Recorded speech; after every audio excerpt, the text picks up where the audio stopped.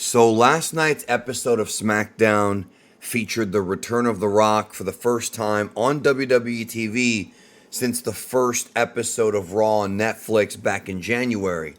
And he had a segment where he came out and the first thing he did was, officially tell the people in New Orleans that WrestleMania 42 was going to be at the Superdome next year. So that's good. I've been to both New Orleans WrestleManias, 30 and 34. Maybe I'll go to that one, maybe not. I'm not sure yet, but ticket prices are wild. We'll see. We'll see. It all comes down to where things are at then.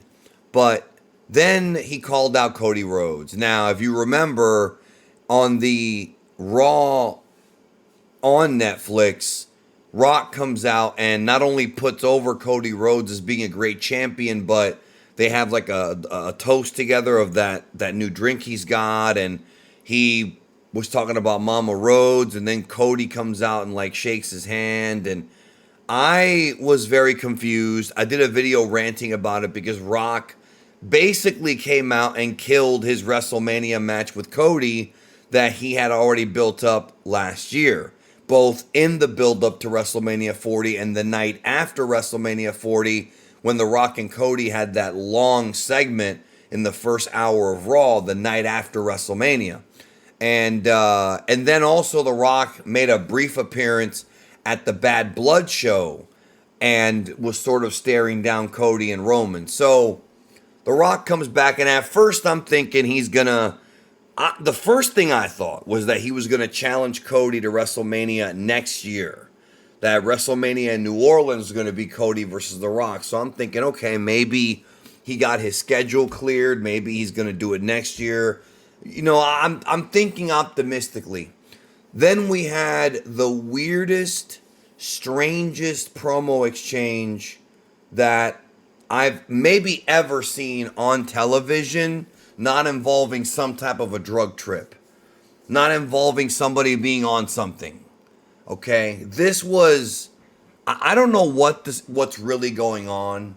And The Rock will just say something like, well, just, I'm going to take you people on a ride and this and that. But I don't know how I feel about this. So if you didn't see it, I recommend you see it, because I don't know if words can explain what I saw. I don't even know if I can explain it. But basically, Rock first put over Cody and said that they became friends.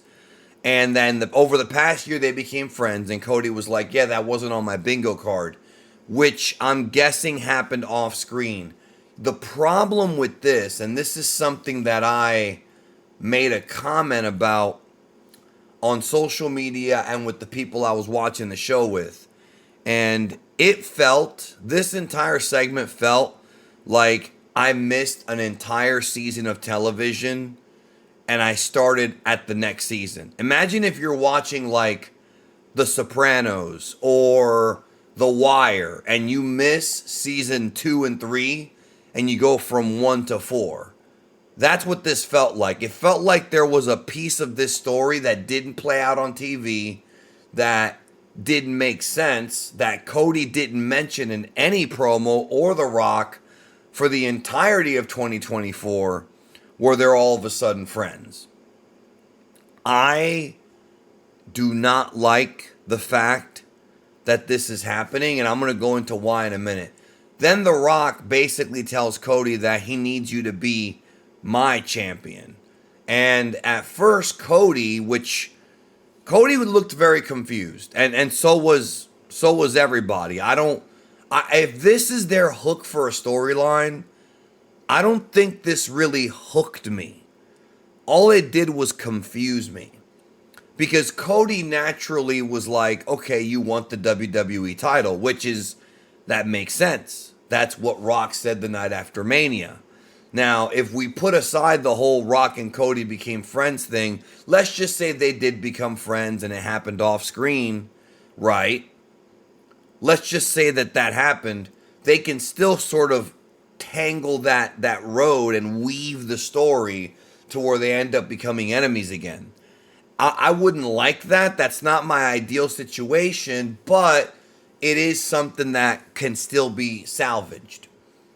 what we got was even more strange. First of all, as Rock is talking, Rock, I don't know if he was jumping in between work and shoot. It was very strange, and that's something that WWE's done a lot lately. I mean, I talked about how on the first Raw of Netflix, they mentioned the word babyface and heel on TV, which just felt weird to me. Not the first time those words have been used, obviously, but it just is not something WWE is known to do.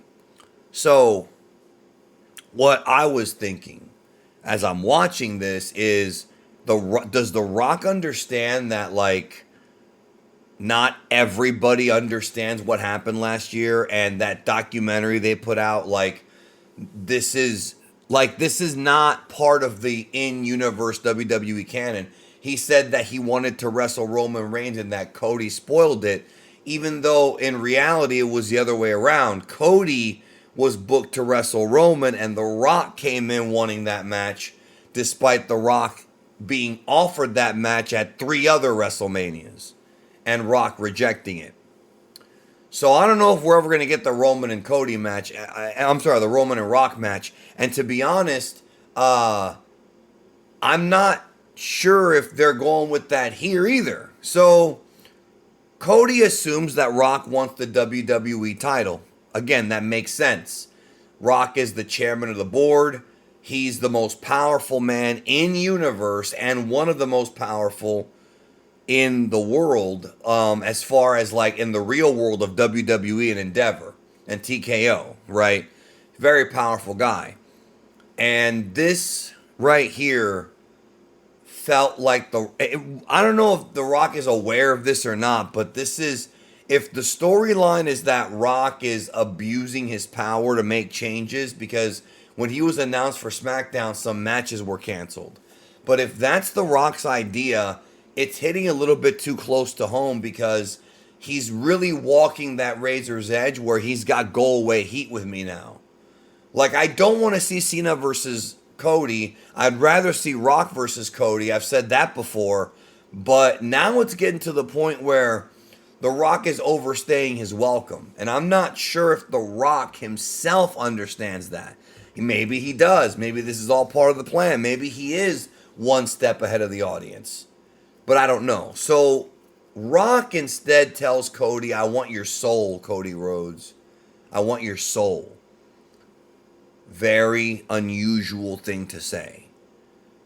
Very unusual. So according to The Rock and to Cody, Cody and Rock became friends sometime last year off camera. It was maybe before Bad Blood, maybe, I don't know. This was clearly not the plan originally. And now Rock is saying he wants Cody's soul. Now, if they're friends, wouldn't they be able to... If they are friends off screen, why wouldn't a conversation like this happen off screen? This is what I'm talking about how work shoot stuff can get very confusing. What does The Rock mean by wanting his soul? So after that ended and Cody was in the ring all confused, like everybody else was, they had a little graphic pop up on the screen that said, will Cody sell out to The Rock? Basically, they're implying that Cody might sell out to The Rock, which was a very unusual statement to make, because that's not what I got from that promo. I didn't get anything from that promo. I was watching Smackdown with about 20 people, maybe 15, but I think it was closer to 20. I didn't count. And I talked to other people during the show, right, online, and nobody made any sense of what happened. In fact, I got text messages from my friends who I thought were watching live, were texting, and they're like, what happened? What did The Rock say? And I'm like, I can't even explain it. I don't understand it. I don't get it. You'll have to see it for yourself. And that's why I'm telling people watching this video, you have to see it for yourself. So what does The Rock want from Cody? Does he want Cody, because he was basically saying he wants Cody to be a bigger star and he can be bigger. What does that mean? Like, what does that entail? Cody's already doing everything he can. He's doing the Make-A-Wish stuff. He's doing the championship appearances. He's being a great champion as far as accompanying or being the flag bearer for the company is what I meant to say. What more does The Rock want? The Rock even said that Cody did a great job as champion. The Rock doesn't want that title. It's really, based on what happened last year and this year, I'm really starting to get negative vibes about The Rock being around. And I don't want to have to say that because the dude is entertaining. No denying that. The dude is a star. Despite him failing on a lot of projects, everybody fails. You can't succeed if you don't have some failures. And the guy's had both. You know, The Rock is not someone who I want to have go away heat because of how much I enjoyed The Rock as the final boss. But this is not the kind of heat that I think The Rock wants. I don't think so. This is more leaving the audience confused, and not in like a cool mystery sort of way, more like confused about where this is going and why these characters are behaving the way they did. And he's starting to get go away heat with me. He's starting to get like, okay, I don't want to see you anymore because anytime you appear, you muck things up. He did it last year. Then he pivoted. They saved it. Great buildup. I'm not sure this year. Maybe he'll do it again. Maybe the idea's already been set in stone. I'd like to think that Triple H and Cody are aware of what the plan is, and Rock. I'd like to think that, and they know this is all going to make sense. But then it gets even more weird. So after the Smackdown show, there was a press conference, and The Rock made a very unusual statement where he said that the story with Rock and Cody does not even need a wrestling match. That's not how the business works. Having two guys feud and having it not end in a wrestling match, what are we watching then? What is this? It has to end in a fight.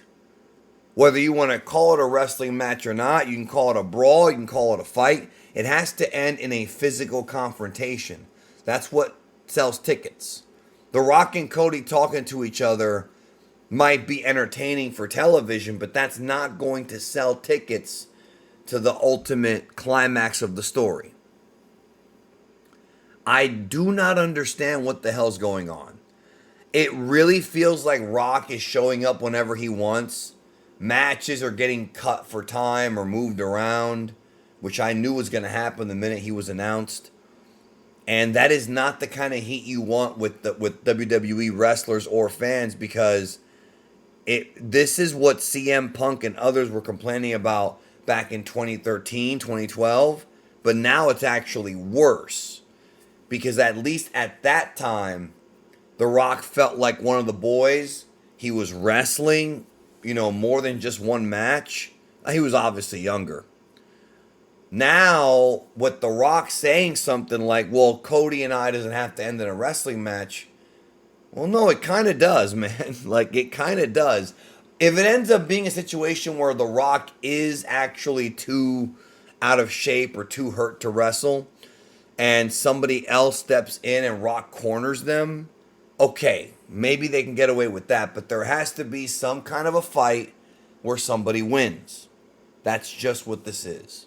That is what pro wrestling is. That is what action adventure stories are. I will say this. I'm intrigued enough that I will look forward to the Elimination Chamber. And hopefully the commentators and everybody will be clued in as far as what's going on. I don't know if they're going to pivot back to Cody versus Rock. I thought that's what they were going to do. It felt like they were going to do that. This whole thing is weird. I don't know if Rock's going to stall for more time so he can take another year off. I don't know. I mean, I just don't know. And when you hear stories about The Rock, you'll oftentimes see like a Sean Ross Sapp or a Dave Meltzer reporting on something, and then The Rock will come out and say it's not true. Now, obviously, The Rock has a right to lie. I mean, this is the wrestling business, but the point is you really don't know with The Rock. You really don't know what's really going on. I mean, that documentary they put out wasn't entirely honest, you know. So I'm going to watch Chamber and I'm going to see where the story goes. It could be they're trying to add some seasoning and some spice for WrestleMania, even if Rock doesn't wrestle on there. It just really felt like when he called Cody out after saying Mania 42 in New Orleans, he was going to challenge him to a match there. Kind of doing what was done at WrestleMania 27 when they built up the Cena match the night after a year ahead of time, which worked out for them box office wise. But when you have a match that's announced, not booked, but announced a year ahead of time, it can kind of handcuff your booking a little bit, you know, but that's not what happened. Instead, we're going down this path, and The Rock will always say something like, oh, you know, I'll take you on a journey, but is it really a journey we want to be on? And I went from not wanting The Rock around to loving what he did with the Final Boss character. And man, watching The Rock come out and curse and get bleeped, really annoying, dude. Really hard to watch. Maybe they should have done this on Netflix Raw. And like and the fans chanting, you know, their holy shit, you know. But point I'm trying to make is he's dangerously close to having go away heat with me.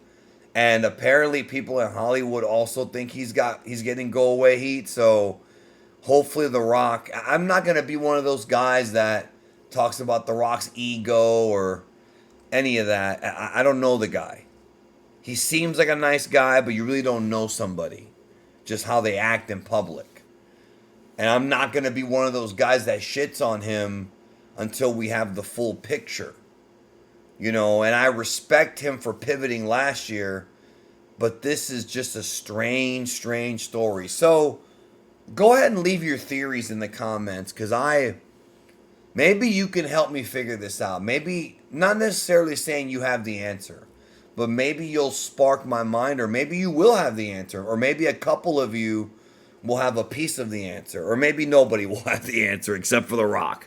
I don't know. All I know is that Cody looked like an absolute geek.